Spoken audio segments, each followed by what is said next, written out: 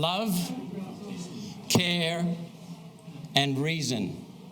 These are qualities that are unique to our human species. Everyone in this room is proof that humans care.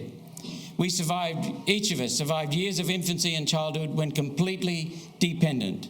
We wouldn't be here if someone hadn't cared for us. I want to thank Australians for Better Government, the organisers, speakers, audience, viewers, my wife Christine for letting me do what I've done, and for Pauline who saw my work and came to me. Everyone else ran. I'm actually excited. I'm excited because this conference is about restoring human potential and progress. I'm proud to be here because we all have pride in our country. We all want our country to be much, much better. I'll clarify my speech's goal for you. The one thing I want everyone to remember is why I detest most politicians, yet love and admire humans. This matters because it's the key to restoring our country, lifestyle, standard of living. The second thing I want everyone to remember is that we're told the biggest purchase of our life is our home. That's wrong. Taxes, fees, levies make our biggest purchase government. Are we getting value? No. The direct cost of government is taxes. The direct cost of government waste is excessive taxes. The indirect cost of government is failed or destructive policies, choking productive capacity, driving waste and killing initiative. 120 years ago, our country had the world's highest per capita income. What the hell happened? We're heading for 20. So I'm going to share today what I've done for 18 years on a key issue, climate fraud, in the Senate and before the Senate. Starting in 2007, I worked voluntarily for 9 years researching climate science, pursuing empirical data, get used to this word, empirical data, in logical points to understand cause and effect. And I want to thank my wife for tolerating me for so long with that. Then I researched the corruption of climate science leading to the UN and to the drivers behind the UN's climate policies, the World Bank, the IMF, the World Economic Forum, global banks, global wealth funds like BlackRock and Vanguard. Then to the motives and to the beneficiaries, stealing money from taxpayers. I held people accountable, politicians, journalists, academics, agencies. Then for another 9 years, from 2016 as a senator, I held organisations and ministers accountable, climate and energy agencies, departments, using my initiative and question time, Senate estimates, speeches, letters. I just pause for a minute because I'm feeling a little bit vulnerable. I'm feeling a little bit anxious because I've got a tremor that's developing in my right shoulder. But I want that, it doesn't bother me, but I just want to let you know so that you can understand it. Don't worry about me. I want you to worry about the words I'm speaking. I'm going to have a written speech to cover a lot of ground. Out of respect for your time, I'll make sure I stick to the speech. So what is the core climate claim? Climate alarmists tell us that carbon dioxide from human use of hydrocarbon fuels, coal, oil and gas, and from farming animals for food is raising atmospheric carbon dioxide levels, which they claim will raise temperature to catastrophic warming and in some distant, unspecified future. That's the basis then for their claimed solutions with devastating impacts on society. Taxing and controlling farming and food. To stop raising animals, including stealing property rights to control land use and control citizens. Taxing and controlling energy, the key to our society. Pursuing UN Sustainable Development Goals to control every aspect of people's lifestyle and life. What we eat, energy, travel, finances, homes. All claimed to be based on science. So what's science? When done properly, science investigates and explains our physical world. Science is the systematic, objective study of our physical world through observation, experimentation, and testing of theories against the empirical data. Hard data in logical points proving cause and effect. Scientific proof needs data in logical points proving cause and effect. Graduate engineers like I are trained in science because we apply the science. We understand the scientific proof because it prevents us killing people. Try driving over a bridge not built by an engineer. My science training includes geology and atmospheric gases and statistics, three of the most important topics of climate science. To understand empirical data, we need to understand variation. Very few people do. There's variation in everything. I mean, look at my height. There are two broad types of variation: inherent, natural variation. And then there's process change. Two types of variation. Plus cycles, some daily, others 150 million years driving our climate. Time frames are important. Daily variation in temperatures is huge. Seasonal variations can be large. Yet over a 30-year climate cycle, temperature may be remarkably consistent. So let's define the problem. Every person, business, employer uses and relies on electricity, petrol and diesel, at home and at work. Australia has gone from having the most affordable power to having one of the world's highest power prices. The key to global competitive advantage is having the lowest power price. We are heading in the wrong direction. China uses our coal to generate electricity for 12 cents a kilowatt hour after you allow for currency exchange rates. We pay 26 to 33 cents per kilowatt hour to burn our own coal here. So firstly, what's driving this? Consider Parliament. From 1996 to 2007, John Howard's Liberal National Government committed to comply with the UN Kyoto Protocol, introducing his solar and wind renewable energy target. His national electricity market, that's really a national bureaucratic racket, stealing farmers' property rights, and being the first major party to promise a carbon dioxide tax policy. All claim to be based on climate science. Yet 6 years later, in distant London, 2013, Howard admitted, quote, that on climate he is agnostic. He didn't have the science. Since then, the LNP, the Liberal Nationals, have introduced every major climate and energy policy. And then Labor's come in and accelerated each of them. As a senator, I wrote letters to 10 members of Parliament, all confirmed in writing they had never been given scientific proof. Never. One of them's former politicians in the room. He said that. I wrote letters to another 19 senators who advocate cutting carbon dioxide from human activity. 4 replied. None had scientific proof. Not one. The Greens and others refused to debate me. Larissa Waters in 2010, in 2016, and repeatedly since 2019. Waters is a lawyer and makes many false and unsubstantiated claims and misrepresents climate. She has never provided scientific proof. Members of Parliament, like David Pocock, show no understanding of science. His donors include Climate 200 with huge conflicts of interest. They invoke so-called experts and other logical fallacies. They use emotion, especially fear, and catchy slogans. They have no scientific proof. The Greens repeatedly lie, misrepresent, and sideline science with personal attacks. From 2007 to 2016, I sent hundreds of registered post letters to ministers and politicians. Most MPs don't know what the hell science is. Others lie, others are simply cowed and gutless. So why? Let's see why they never present scientific proof. Firstly, the CSIRO and what it calls climate science. My 2013 Freedom of Information request, before I got into the Senate, revealed that no CSIRO chief executive had ever sent a climate report to any MPs, members of Parliament or ministers. None. My 2013 letter to the CSIRO chief executive at the time and to the head of the CSIRO's climate team produced no scientific proof, and their replies were evasive.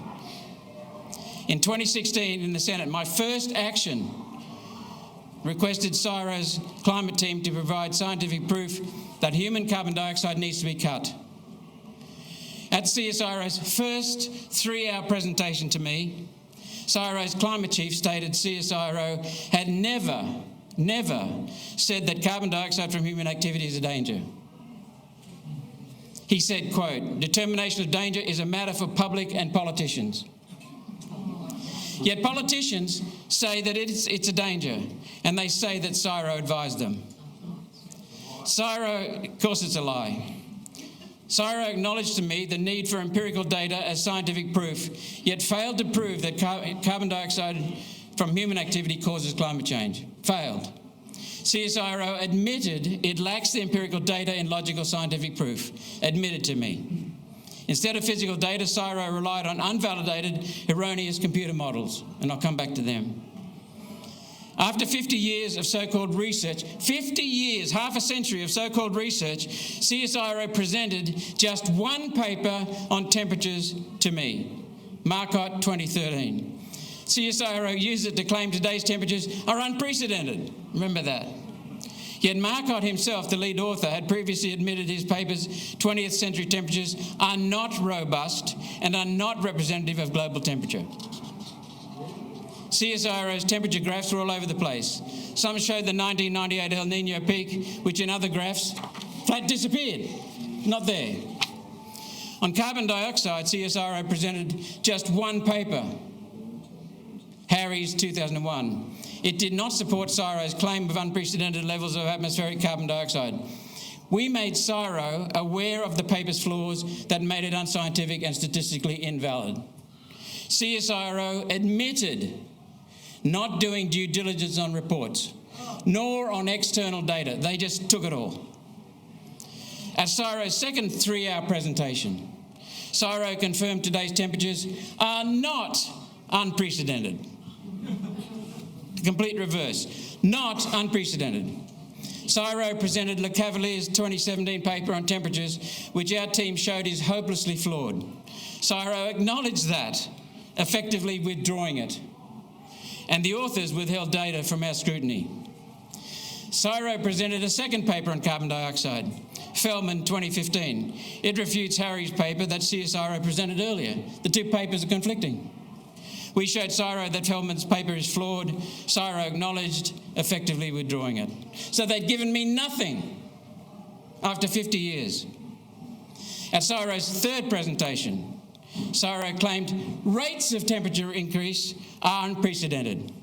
Yet NASA satellites reveal temperatures are essentially flat globally and have now been flat for 30 years. Lies. CSIRO presented 5 new references on temperatures. Some contradicted the others. All were non-specific, scientifically useless. CSIRO has never specified the effect of human carbon dioxide on climate. Thus, there's no basis for scientific policy, for policy cutting carbon dioxide. We devoted 8 hours listening to and cross-examining CSIRO. CSIRO across 3 presentations with no scientific proof. Internationally, 18 eminent scientists and statisticians confirmed CSIRO's material is not fit and adequate for policy. Clearly, CSIRO had never presented a climate report or presentation containing scientific proof. It was clear from what they showed us. Clearly, no one had held CSIRO accountable on climate, ever. Yet the CSIRO chief executive was paid more than $1 million a year. More than double the Prime Minister.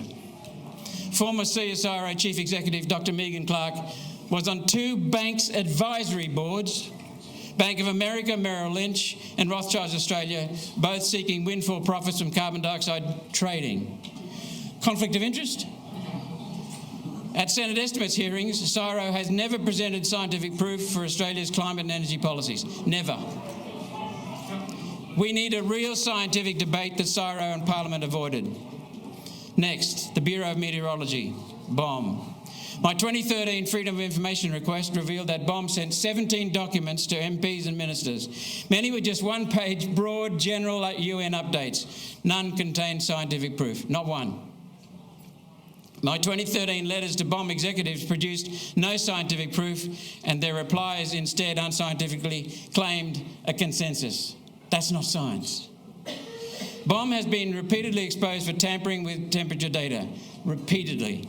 For example, temperatures at Rutherglen Weather Station in Victoria were changed from a long-term cooling trend to fabricating a warming trend, and many other weather stations. Other temperature data adjustments have been made under the label homogenisation, with no audit, fabricating warming. Bomb displays of temperature omit the 1880s and 1890s that were significantly warmer than today. Heat waves back then were longer, more frequent and hotter. BOM's not aware of many station metadata errors. In Senate estimates hearing, BOM has never presented scientific proof nor any scientific basis for climate policy. In 2017, I organised a personal meeting with the Chief Scientist, Alan Finkel, and Science Minister Arthur Sinodinos. After taking just a few questions from us, Finkel admitted he does not understand climate science. Yet governments have used him to publicly speak as if he's a climate expert. We then requested, and he promised, a 4-hour presentation and discussion, cross-examination, covering scientific proof and specific references. A date was agreed. Soon after, he cancelled and failed to set a new date. No chief scientist has provided scientific proof, none. Let's move on to the United Nations Intergovernmental Panel on Climate Change, the UN IPCC. Both major parties, the Greens and Prime Ministers, cite UN IPCC reports as the basis for climate policy. The UN has no scientific proof for its claims of warming and climate change, and no specific effect of cutting human carbon dioxide. Thus, the UN has no basis for climate and energy policies cutting carbon dioxide, none. The UN has no scientific basis for its temperature targets, initially fabricated at 2 degrees Celsius and later at 1.5 degrees Celsius, just pulled out of the air. Both the UN IPCC chair and Kevin Rudd, Prime Minister at the time, claimed 4,000 scientists said in the UN's 2007 report that human carbon dioxide caused global warming. Yet the UN report's own data show only 5 UN reviewers endorsed the claim, and there's doubt they were even scientists. And CSIRO is a major contributor to the UN climate reports. It has no evidence. The UN climate research excludes natural climate drivers. The UN defines climate change as studying only theories of man-made climate change, ignoring and excluding natural drivers of climate. The key graph driving the UN's reports was the infamous hockey stick temperature graph, scientifically proven to be fraudulent. Instead of scientific proof, UN reports rely on unvalidated, erroneous computer models' outputs, with outputs falsely labelled as data to con everyone. Fact. The UN told us that no UN report states carbon dioxide to be a pollutant, because it's not a pollutant, except in politicians' speeches. UN lead authors rebelled against the UN's corruption of climate science, yet the media did not report it. The UN, after initially hyping extreme weather to scare people globally, now projects no increase in so-called extreme weather events, frequency or severity. None. The UN IPCC is a political entity pushing political goals that you and I are paying for. The senior UN bureaucrat, Maurice Strong, fabricated both global warming in 1980 and later climate change. His stated life's aims were to de-industrialise Western civilization and to install an unelected socialist global government. He stated that. He said, quote, "Humanity is the enemy. You're the enemy." He was a co-founder and director of the Chicago Climate Exchange, seeking to make trillions of dollars from global trading of carbon dioxide credits. American police sought Maurice Strong for crimes, and he went into self-exile in China, a major beneficiary of the West's climate and energy policies. UN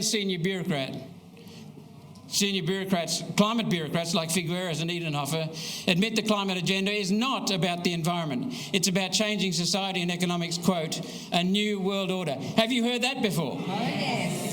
It's all about control and wealth transfer from we, the people, to globalist corporations, investment funds, banks, aligned billionaires, including some in this country, and the UN.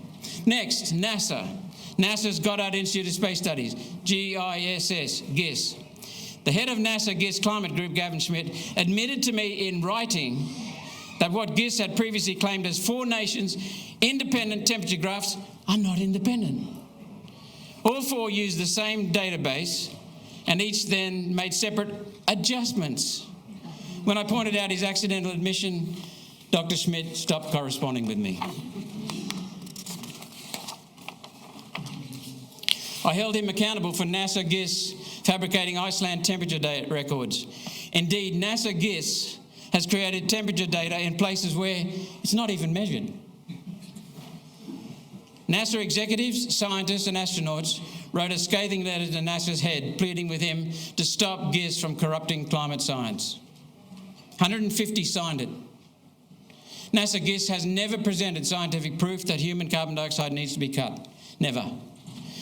Other agencies prominent in claiming or inferring that human carbon dioxide needs to be cut have never provided scientific proof. All depend upon government funding, taxpayer funding, the people they're fleecing. America's National Oceanic and Atmospheric Administration, the British Meteorological Office's Hadley Centre with its HADCRUT dataset, the basis for the UN climate report, the Australian Academy of Science, who I held accountable in writing. Ross Garneau's 2008 Garneau review admits his influential report has no scientific proof. Despite his massive conflicts of interest, the Rudd government often used Garneau's review to justify climate and energy policies. No university, no scientific society or journal, no agency, no government, no journalist, no NGO, not Greenpeace, not WWF, not Climate 200, no celebrity, no company, no industry group, no politician anywhere has provided scientific proof. Not one.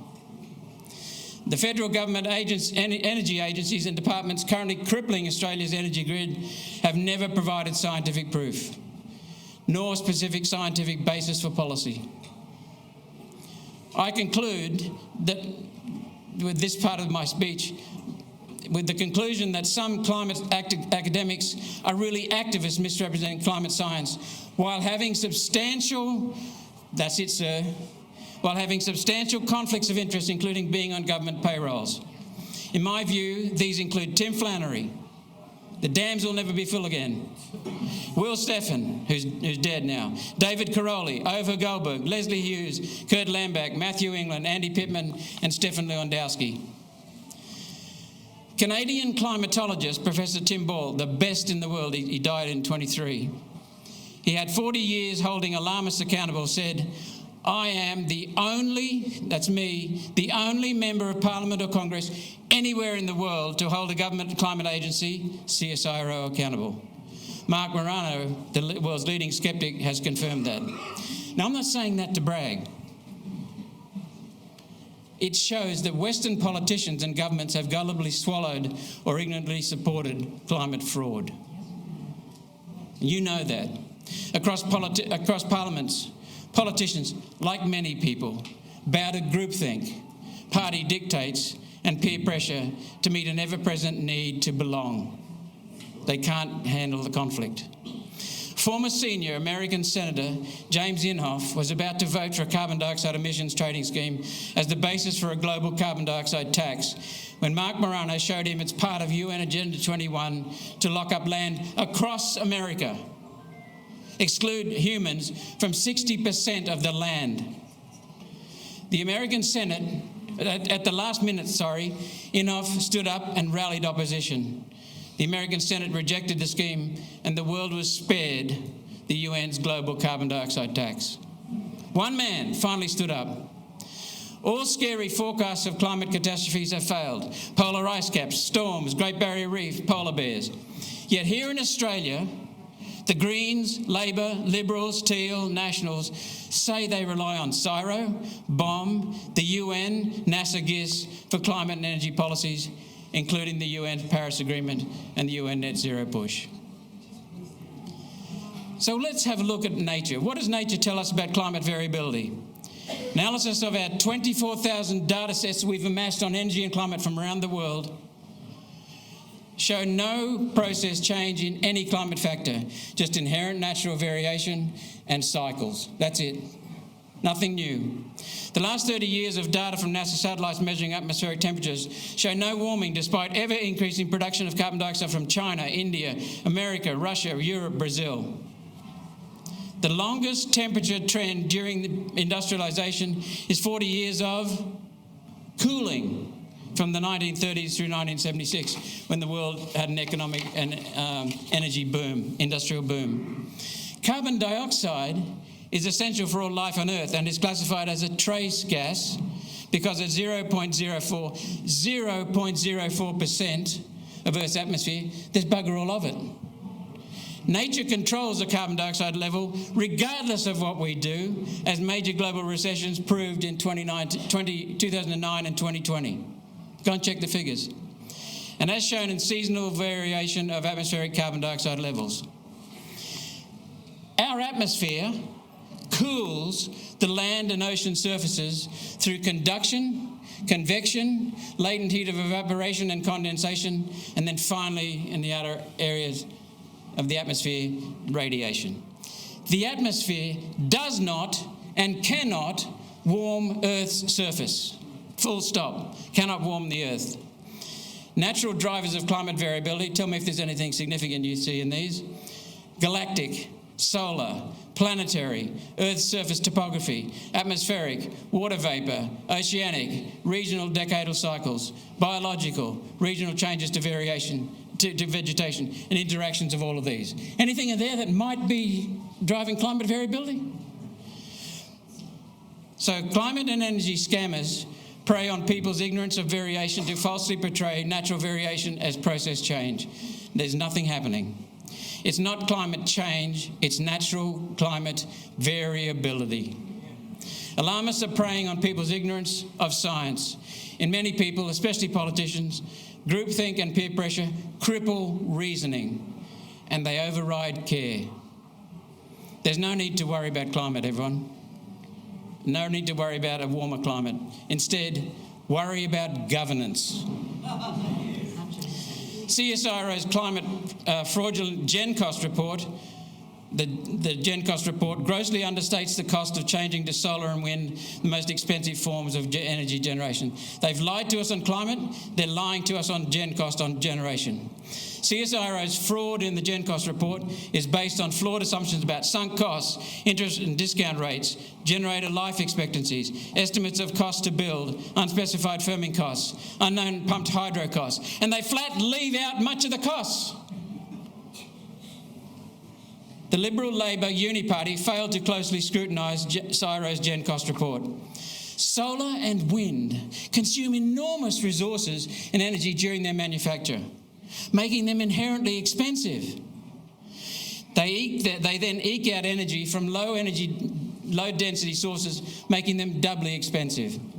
Plus, they return humanity to dependence on the vagaries of weather when promoters of climate fraud are claiming future increased weather variability. Why would you change to dependence on weather when it's going to increase variability? So they say. Wind and solar are not suitable for industrial economies such as aluminium smelting, just not suitable. Subsidies are essential for solar and wind and reduce national productivity and wealth creation, making solar and wind parasitic. They are parasites on our country. Solar and wind are reversing human progress. There is no scientific, economic, environmental, social or moral case for solar and wind. None at all. So who's responsible? Almost the whole Parliament and the whole federal bureaucracy. They're getting away with it because people are dumbed down on science and have yet to feel the huge pain of higher electricity prices. But you ain't seen nothing yet.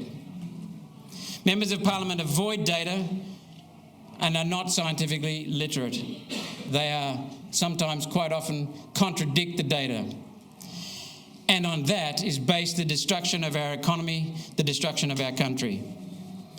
Now, the same people driving the lie about nature's trace atmospheric gas, essential to all life on this planet, are driving other governments' failures. The same people drove the COVID response across Western nations. Fraud. Driving money in banks. Driving the tax system in this country. And the anti-human scam, which I may discuss in more detail later if time permits. The anti-human scam is the biggest scam ever, the most dangerous and detrimental, damaging scam ever.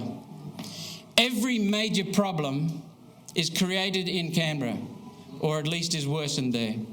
The core problem is that most politicians simply do not care and are ignorant, dishonest, lazy, fraudulent, stupid or gutless. I've told them that in the Senate. Shoddy governance avoids or contradicts data.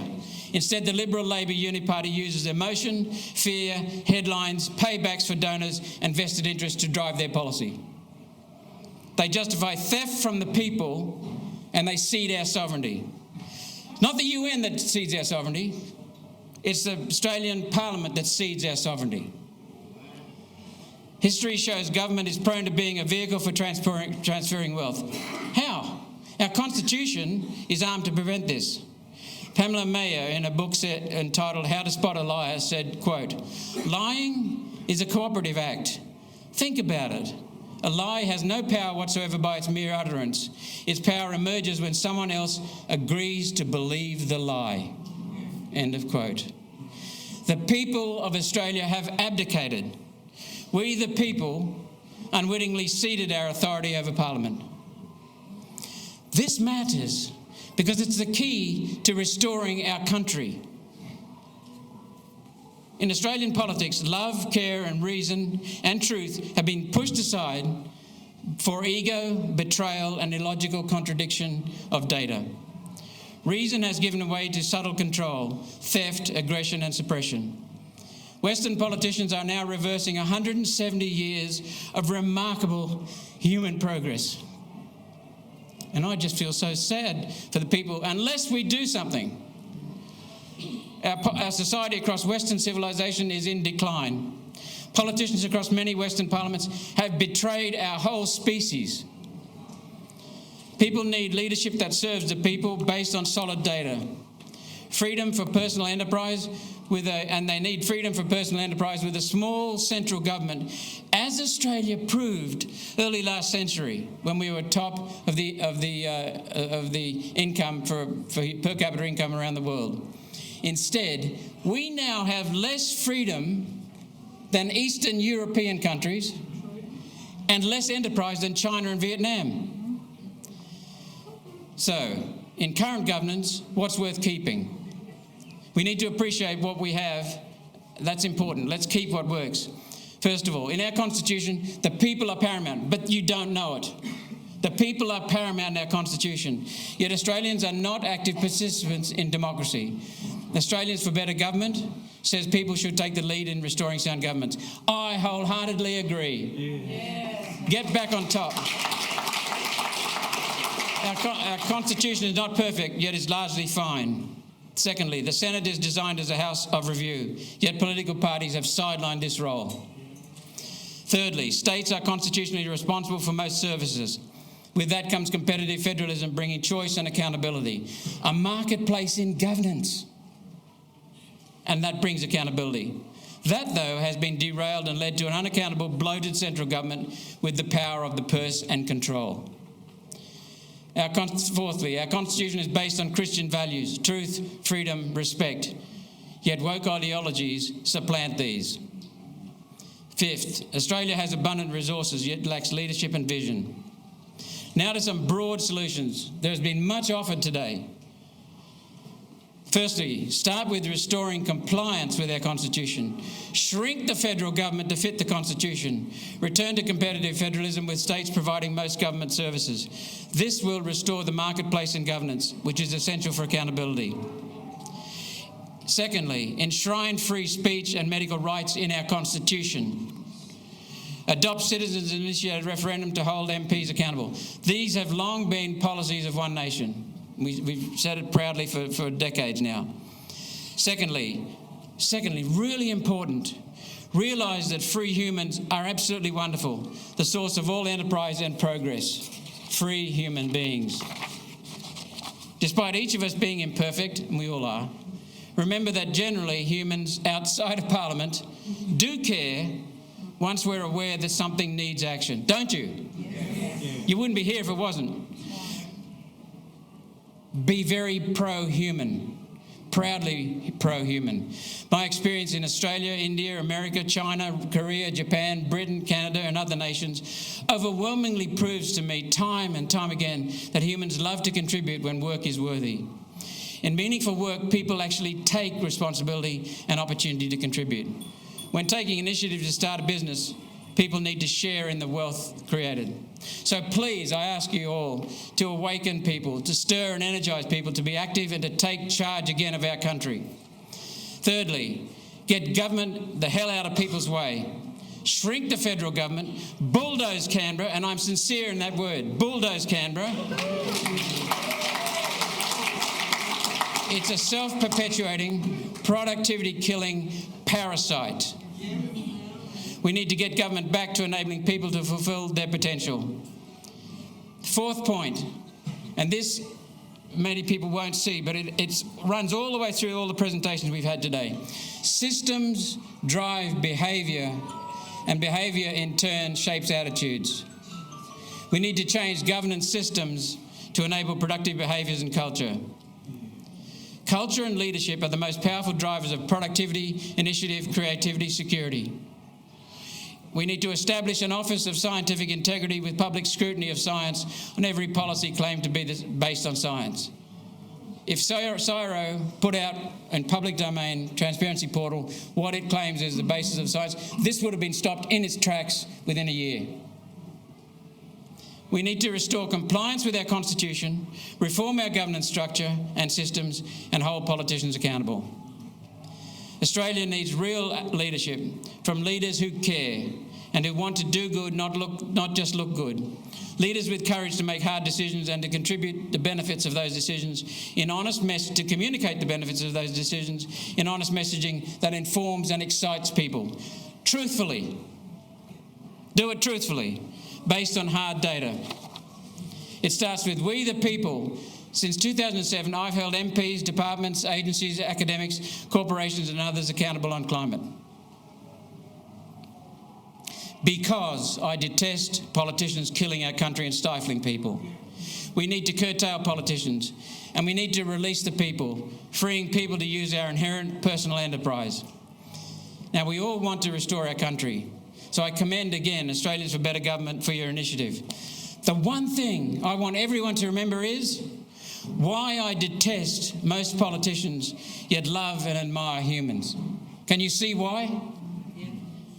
Instead of ego, betrayal and illogical contradiction of hard data, we need to change the governance and political systems to restore love, care, reason and truth. To tap into human potential to restore human progress and abundance. That is our challenge. Restoring love, care and reason. Thank you very much.